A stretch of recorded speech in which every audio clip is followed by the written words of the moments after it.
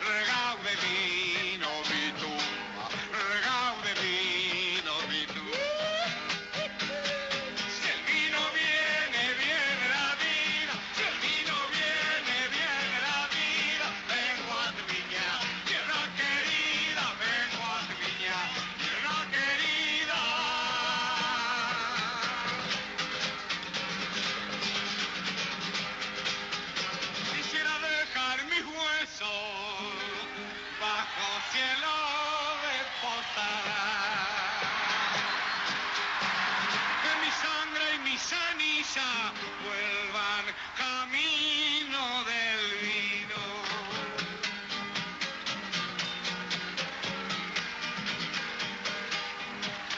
Qué triste ha de ser morirse. Qué triste ha de ser morirse y no volver nunca más.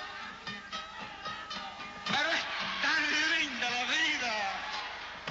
Pero es tan churo el camino que si me muero algún día, entiérrenme en Mendoza, en San Juan, allá en La Rioja o aquí en Posada la Hermosa, que en vino habré de volver. Y cuando lloren las viñas para que rían los hombres, he de volver en las copas y habré de mojar las bocas de mis viejos compañeros, o tal vez de la que quiero y no me pudo querer.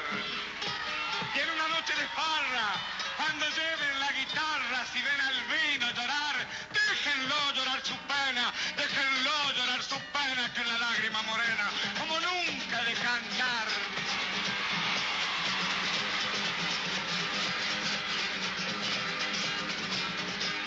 Es un vino amargo, dulce en jarras compartidas.